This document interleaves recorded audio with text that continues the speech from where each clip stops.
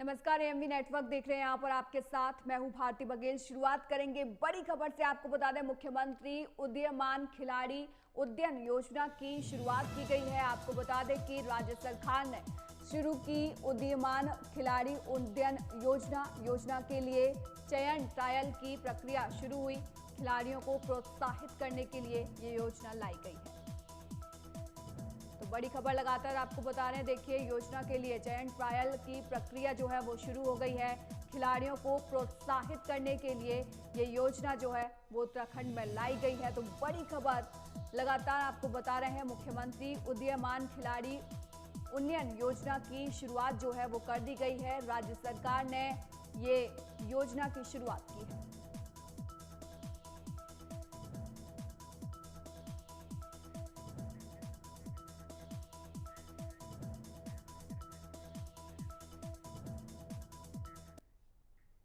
वहीं इस पर एक जानकारी के लिए हमारे साथ ब्यूरो चीफ पवन दीक्षित फोन लाइन पर जुड़ गए हैं। पवन, योजना की शुरुआत आज राज्य सरकार की तरफ से की गई है, क्या कुछ अपडेट है? बिल्कुल भारती, आपको बता दें कि इस योजना की असल शुरुआत 2021 से की गई थी। इस योजना के तहत जो खेल प्रेमी है, जो युवा, जो छात्र खेलों के प्रति जिनकी विशेष रुचि है, उनको और ज्यादा प्रोत्साहित करने के उद्देश्य से ब्लॉक स्तर पर, ग्रामीण स्तर पर स्कूलों में पढ़ने वाले जो 8 वर्ष से लेकर के 14 वर्ष की आयु वर्ग के बच्चे हैं, उन बच्चों के लिए वो कहीं न कहीं उनके माँ बाप उतना एफोर्ड नहीं कर पाते थे और उनके अंदर जो प्रतिभा थी उसका वो कहीं कहीं उपयोग नहीं हो पाता था।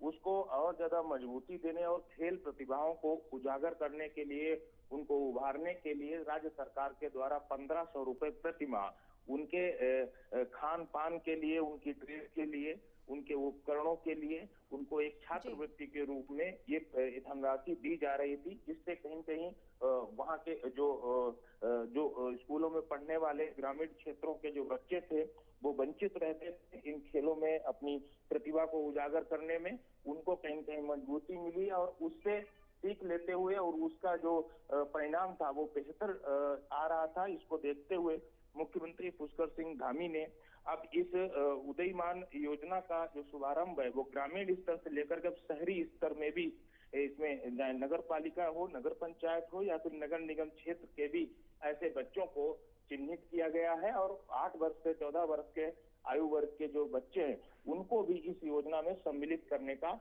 जो लक्ष्य निर्धारित किया गया है। अब इस योजना से ग्रामीण क्षेत्रों से साथ साथ अब शहरी क्षेत्रों के भी बच्चों को इसका लाभ मिलेगा।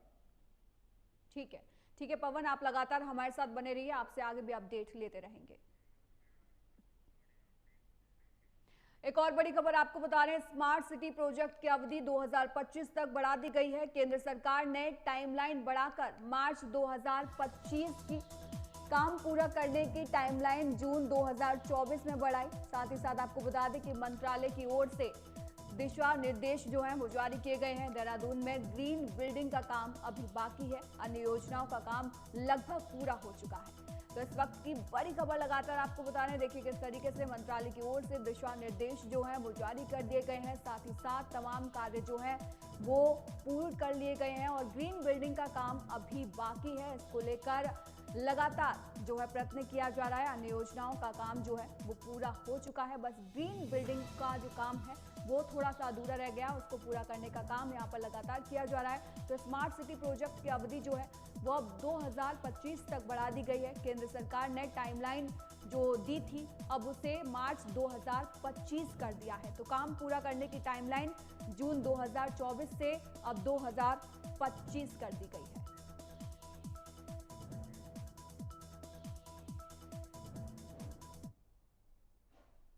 वहीं इस पर अधिक जानकारी के लिए हमारे साथ लगातार ब्यूरो चीफ पवन दीक्षित फोन लाइन पर जुड़े हुए हैं। पवन, स्मार्ट सिटी की जो टाइमलाइन थी उसको बढ़ा दिया गया है, क्या कुछ अपडेट है? बिल्कुल भारती, आपको बताएं क्योंकि स्मार्ट सिटी का कार्य काफी पहले समाप्त होना था, लेकिन कहीं न कहीं स्मार्ट सिटी में जो अधिकारियों की, कर्मचारियों की लापरवाही के कारण और राज्यांश और केंद्रांश न मिलने के कारण भी ये काम काफी पेंडिंग हुए हैं। उससे कहीं न कहीं जो काम की क्वालिटी थी, स्मार्ट सिटी को बनाने का जो सपना था, वो भी कहीं न कहीं उसमें भी दाग लगता हुआ दिखाई दे रहा है। और इससे कहीं न कहीं जो जनप्रतिनिधि हैं, चाहे वो सत्ताधारी पार्टी के हों, चाहे विपक्ष के हों, स्मार्ट सिटी के कार्यों को लेकर के धरना प्रदर्शन और उनसे जो बाधाएं उत्पन्न हो रही थी, उसको लेकर के लगातार अपनी आवाज भी बुलंद होती रही है। लेकिन लगातार कई बार इसका जो टाइमलाइन है वो बढ़ी है, और इसी को देखते हुए ऐसा कहा जा रहा था